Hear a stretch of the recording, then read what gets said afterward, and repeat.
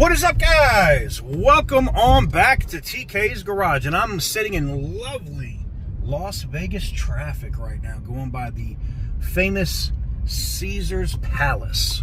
In today's video, I want to talk to you guys about a couple of things. One of them is Dodge, and if BYD is the company that is going to buy Chrysler and they package Dodge with them, why? I understand it being Chinese owned, but if BYD made a commitment, unlike Stellantis, to bring back internal combustion engines, and maybe they bring back like a Neon, basically a Dart, right, with a reliable 4-cylinder engine and a charger. Now, here's the thing. I don't think they're going to bring back multiple power plants internal combustion wise. I think they offer both variants in EV and ICE, meaning internal combustion engines.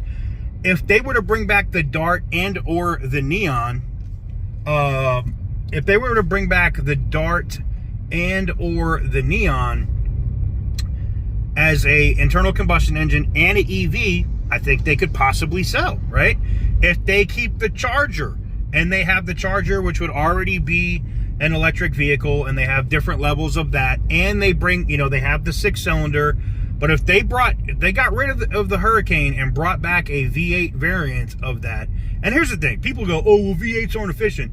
You could take a V8 and twin turbo it the same way that you turboed the inline 6 Hurricane and get good gas mileage out of it and insane power.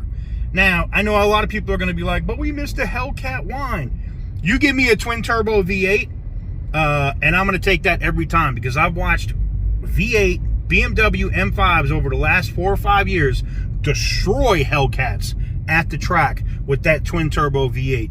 You give me a V8 that's twin turboed in that vehicle and an EV option, I think Dodge comes roaring back into the horsepower wars and does amazing things while being efficient and being able to pay the carbon credits.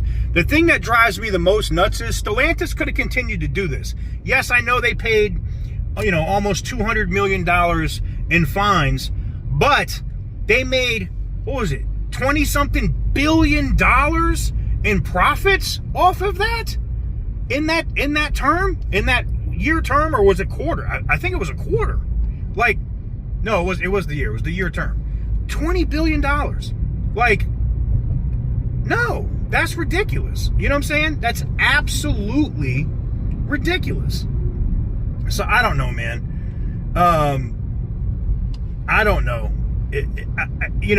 I have mixed emotions when it comes to BYD, and if they would be a good steward of the Dodge and Chrysler brand. I know that they want to do it to be able to sell electric vehicles in the US, right? And get into the US auto market. But think about this open-mindedly. And I would not be a fan of the Chinese owning Dodge. I'm not. But if it's going to happen anyway, could we create and push the narrative so that the Chinese make what it is that we want? Now, I'm not saying the quality is going to be good. They may not be reliable. I don't know.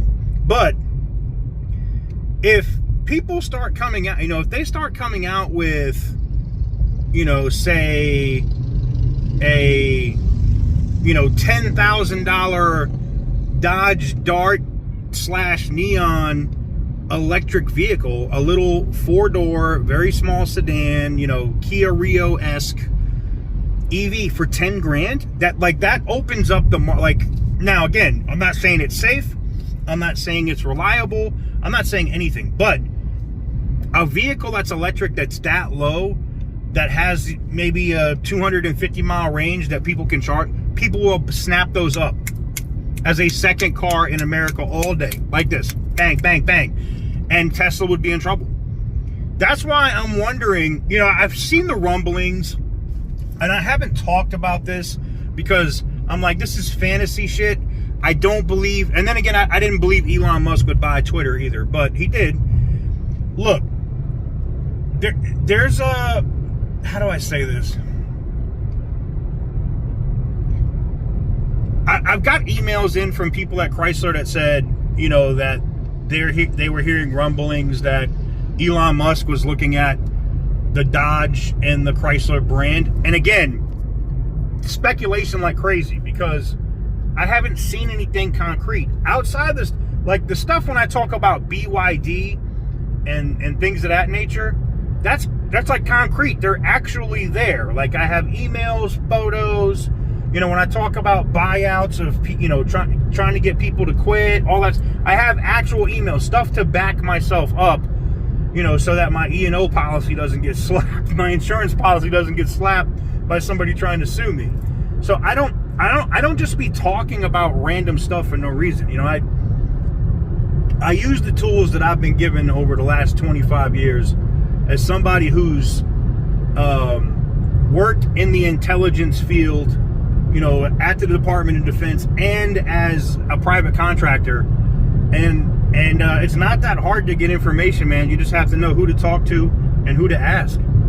And just sit back and listen. You don't even have to pester anybody. People like to tell. It's funny. But yeah, I'm seeing more and more of this though. And I don't know if this is just rumors flying around in the offices at Chrysler and they're talking about Elon maybe being interested in buying a car, you know, a company that has internal combustion engines.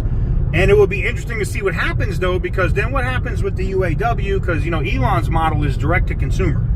He does not, he doesn't do the dealer network, right? So it would be interesting to see. It would. But I'd love to know what you guys think. If China was and BYD was buying Dodge, right? If they are buying Chrysler and Dodge together, how would you feel about a company that is owned by China and the, you know, Chinese Communist Party making V8 American muscle cars? Interesting. Very interesting. But I leave the question off to you. Let me know what you guys think in the comment section down below. Make sure to give the video a big thumbs up if you like what I do. Hit the subscribe button if you haven't already. And as always, stay petty, my friends.